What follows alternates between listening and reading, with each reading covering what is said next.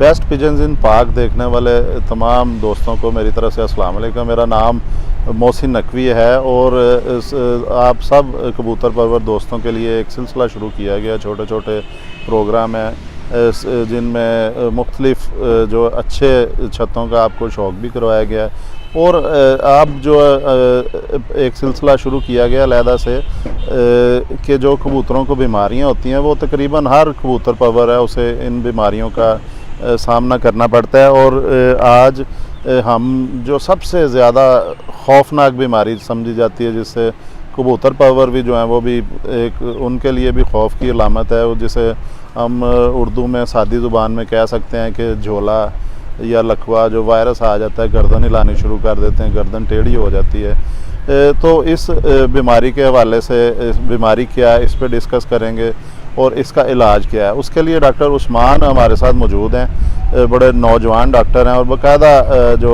Qualified doctor हैं और इनका एक्सपीरियंस भी है परिंदों में, ख़ास तौर पे कबूतरों में। तो इनसे हम बात करेंगे। अस्सलाम वालेकुम डॉक्टर साहब।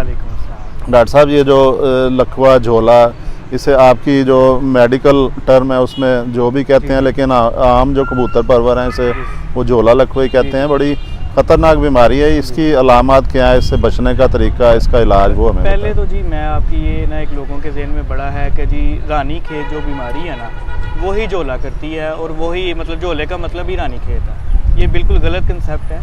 झोला डिफरेंट किस्म से हो सकता है, मतलब बीमारियाँ एंडी से हो सकता है, रानी खेत आईबी सांस की उससे हो सकता है।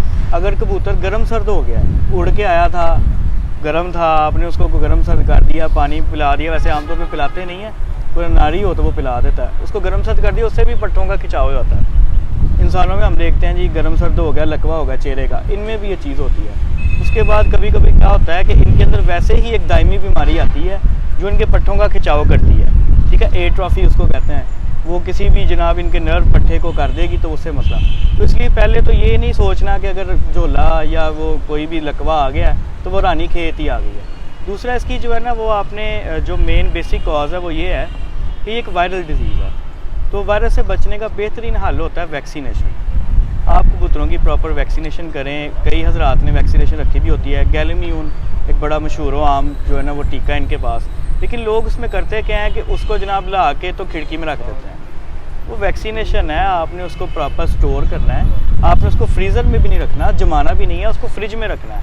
4 डिग्री उसका टेम्परेचर आपने मेनटेन करना है, ठीक है। उसके बाद उसकी एक डेट ऑफ एक्सपायरी है, अगर 6 माह या साल उसकी एक्सपायरी है, उसके बाद वो ख़त्म हो गई है, उसको चेंज करें, नई लें और नई लगाएं। और ये हर 5 माह बाद जो है ना आपको इंजेक्ट करनी पड़ती है। दूसरा इसका एक मेन जो आप न्यूट्रिशनल उसको कंट्रोल कर सकते हैं वो ये है कि आप उनको इम्यूनिटी बूस्टर दें। वो डिफरेंट किस्म के आते हैं। विटामिन ई और सेलेनियम की जो है ना वो कंपोजिशन आती है 10% 20%। वो 1 सीसी 1 लीटर पानी या 1 सीसी 2 लीटर पानी के हिसाब से डाल जाती हैं। उसके बाद लाइजोवेट इंसानों वाला सिरप बड़ा अवेलेबल है, पोल्ट्री में पाउडर की फॉर्म में आता है, वो बड़ा अवेलेबल है। वो आप गाहे बगाहे इनको हफ्ते में 1 दफ़ा 2 दफ़ा ज़रूर दें।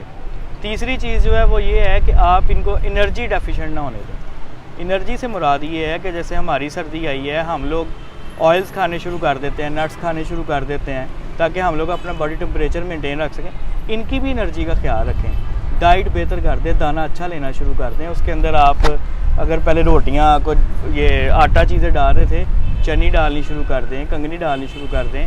अगर वो नट्स खाते हैं तो वो डालनी शुरू कर दें। पालक बड़ी अच्छी है, अगर वो आपके कबूतर उसको उठाते हैं पत्तों को तो आप वो डालने शुरू कर दें। तो एनर्जी डेफिशिएंट ना होने दें ताकि उसका इम्यूनिटी सिस्टम जो है ना वो प्रॉपर काम करे और वो बीमारी से बच सके। अच्छा डॉक्टर साहब, ये तो हो गया, इसका इलाज जो अगर हो जाता है, अटैक हो जाता है, वायरल अटैक, तो उसके लिए क्या कि कौन सी ट्रीटमेंट करवाएं? ये कि बीमारी जब शुरू होती है ना तो वो सिंपल अलामतें करती है कि जनाब आंतें उसकी ख़राब हो गई हैं, उसको बुखार हो गया। जब वो जाने लगती है ना तकरीबन 5 से 7 दिन का कोर्स इसका होता है, तो फिर वो जाते जाते इनकी गर्दनें जो है ना वो टेढ़ी करके चली जाती है। और कुछ जो हिलाने भी लग जाते हैं वो डिफरेंट। अच्छा, इसमें ये है कि गर्दन का जो मुड़ना है ना उसके भी एंगल हैं। अगर तो वो मैक्सिमम गई है 180 तक, एक साइड को झोल खा रहा है, तो वो रिकवर हो जाती है। आप उसको कुछ करें या ना करें, उसने 28 दिन के अंदर खुद को खुद रिकवर होना है। लेकिन बेहतर है आप उसको न्यूरोबियान या मेथिकोबाल देना शुरू कर दें। अच्छा, लोग क्या करते हैं कि इंजेक्ट भी करते हैं और लगाते भी हैं पिलाने में। मैं उन्हें ये कहता हूँ कि यार इंजेक्ट ना करो, आपने सुबह शाम करना है, कबूतर तो वैसे ही डैमेज हो जाएगा। आप उसको पिलाओ, उसका भी इफेक्ट लगाने जितना ही है। इसमें जो मल्टीविटामिन्स हैं आप दे सकते हैं, कोई इशू नहीं है। आजकल मैंने एक नई बड़ी प्रैक्टिस देखी है लोगों में, वो बड़ी जो है ना वो अजीब सी प्रैक्टिस है। ऑक्सीटोसिन हार्मोन जो है ना वो लोग लगाने शुरू कर दिया उन्होंने गर्दन को सीधा करने के लिए। इसका कोई इफेक्ट नहीं है, ख़ास तौर पे मेल पिजन पे इसका कोई इफेक्ट नहीं है। फीमेल पे थोड़ा सा इफेक्ट होता है कि अगर उसका अंडा फंसा हुआ है ना तो आप उसे ऑक्सीटोसिन दे सकते हैं। बाकी ये पट्ठे सीधे करने, गर्दन सीधी करनी, ऑक्सीटोसिन ना लगाएं, ये एवं ही पैसे भी ज़ाया कर रहे हैं और टाइम भी। तो मैथिकोबाल या न्यूरोबियान आधा सीसी फी जो पिजन है ना वो आप उसको तकरीबन 10 दिन तक पिला सकते हैं, तो इंशाल्लाह वो ठीक हो जाएगी। दूसरा ये है कि अगर उसकी गर्दन 360 पे चली गई है, आप देखते हैं कि बिल्कुल ऐसे उल्टी होकर वो ऊपर देखने लग गया, वो फिर उस पर पैसे पूसे ना ज़ाया करें, वक्त के साथ वो बेहतर हो ना हो उसकी कोई इतनी छोटी नहीं होती। तीसरी एक और चीज़ होती है कि कबूतर आप देखेंगे जब भी आपने उसको पकड़ना है उसका पोटा चेक करना है, क्रॉप। गर्दन बेशक उसकी मुड़ी हुई है लेकिन अगर वो दाना उठा रहा है ना तो इसका मतलब है वो मरेगा नहीं और वो विद टाइम ठीक भी होगा। अच्छा, दूसरा वो जब हम उसको डराते हैं, पकड़ने की कोशिश करते हैं, डर की वजह से भी उसकी गर्दन ज़्यादा मुड़ जाती है। उसकी वजह से उसका भी ध्यान करें कि उसको अकेला छोड़ दें, देखें कि खुद वो गर्दन सीधी करता है कि नहीं करता। अगर उसको डराएंगे तो वो कभी भी सीधी नहीं करेगा। तो टाइम के साथ ये चीज़ें होती हैं। और दूसरा वो जो बाजी वाला कबूतर है वो आपका उड़ने से वैसे ही वो रह जाता है। और जिन कबूतरों को ये एक दफ़ा हो जाए उनको लहदा रखें। तकरीबन 21 दिन तक जो है ना वो वायरस शेड करते रहते हैं, पीठों में, स्क्रीशंस में, आँखों से, नाक से। वो आपके बाकी के फ्लॉक्स को जो है ना वो जहाँ भी आपने पिजन्स रखे हुए हैं वो उनको ख़राब करेंगे। ऐसा कबूतर जो है ना कैरी ना करें, उनको लहदा रखें, कम से कम 1 महीना उनको लहदा रखें, उसके बाद उनको आप मिक्स कर सकते हैं। अच्छा, इनमें जो एंटीबायोटिक भी बड़ी यूज़ करवाई जाती है जब ये ज़्यादा अटैक होता है डॉक्टर साहब, ये जो गर्दन हिलाते हैं और गोल घूमना शुरू कर देते हैं, ये इस हवाले से भी कोई बताएं इनको। जो एंटीबायोटिक्स जो है ना इसमें वो हमारे पास बड़ी एक रेंज आती है, इसलिए उसमें हम लोग ये देखते हैं कि सिम्टम्स किस तरह के आए हैं। रानीखेत ना 3 जो है ना हमारे सिस्टम उनको डैमेज करती है।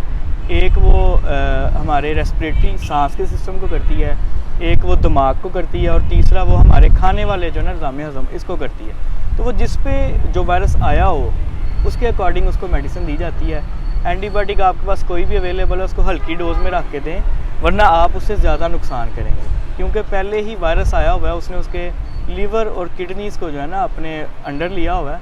तो आप जितनी एंटीबायोटिक ज़्यादा यूज़ करेंगे वो उतना काम ख़राब करेगी। ये लोग क्या करते हैं कि उस्ताद ने जी लिख के दिया है 6-7 कैप्सूल, और जो है ना उसके अंदर ये ऑक्सीटेट्रासाइक्लिन है, फ्लैजल की गोलियां हैं, मॉक्सल के कैप्सूल हैं, वो 8 एंटीबायोटिक्स बनती हैं। उस सब को पीस के पाउडर बना के ये उसकी ना गोलियां देनी शुरू कर देते हैं। 8 नहीं डॉक्टर साहब, इसमें बहुत ज़्यादा होती हैं। और ये बाकायदा जो कबूतर जो बिज़नेस करने वाले दुकानदार हैं कबूतर पर, वो उन्होंने बाकायदा पीसी होती हैं आटे में या किसी चीज़ में मिक्स करके, तो ये नुकसानदेह चीज़ें 30 किस्म के नुस्खे होते हैं। नुकसानदेह हैं, जब आपको कल को इसकी ज़रूरत पड़ेगी तो ये काम नहीं करेंगे।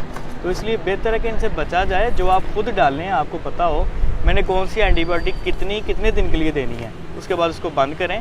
और इसके लिए एंटीबायोटिक जो रानीखेत के लिए वो सिस्टम के अकॉर्डिंग है। अगर आपको आंतों का मसला आ रहा है तो अमॉक्सिसिलिन बेहतर है, सल्फा ग्रुप की तरफ चले जाएं अगर काम नहीं करती। अगर सांस का मसला आ रहा है तो टाइलोसिन ही अवेलेबल है हमारे पास।